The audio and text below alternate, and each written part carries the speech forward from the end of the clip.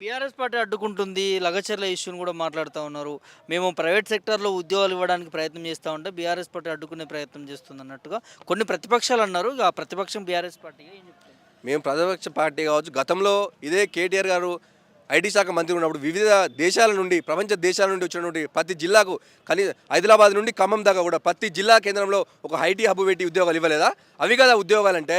ఈరోజు ఎక్కడో ఓ లంబాడికి సంబంధించినటువంటి మహిళల వాళ్ళ యొక్క జాకెట్లు జింపి మరి భూములు లాక్కోవాల్సిన అవసరం ఉన్నది. ఈరోజు మీ అల్లుడి కోసం కాదా ఆ యొక్క కంపెనీ లగచర్లో ఉన్నటువంటి భూమిని మీ అల్లుడు కంపెనీ కోసం ఇస్తుందికే కదా రేవంత్ రెడ్డి గారు. ఈరోజు మీ ముఖ్యమంత్రిని చేసింది కేవలం మీ అల్లుడు మీ బిడ్డల కోసమేనా?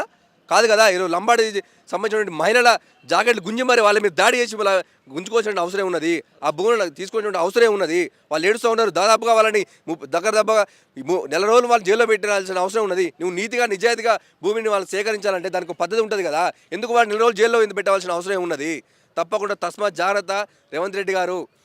మీకు రోజులు పడ్డాయి. మీరు చేసినటువంటి అరాచకాలు కావచ్చు, అవినీతి కావచ్చు, ప్రజలందరూ కూడా ఈరోజు సోషల్ మీడియా వేదికలు కావచ్చు, ప్రతి ఒక్కటి కూడా గ్రామ స్థాయి నుండి మొదలు పెడితే హైదరాబాద్ ఉన్నటువంటి సిటీ స్థాయి దాకా వారు కూడా అన్ని చూస్తూ ఉన్నారు ప్రజలు. తస్మాత్ జాగ్రత్త.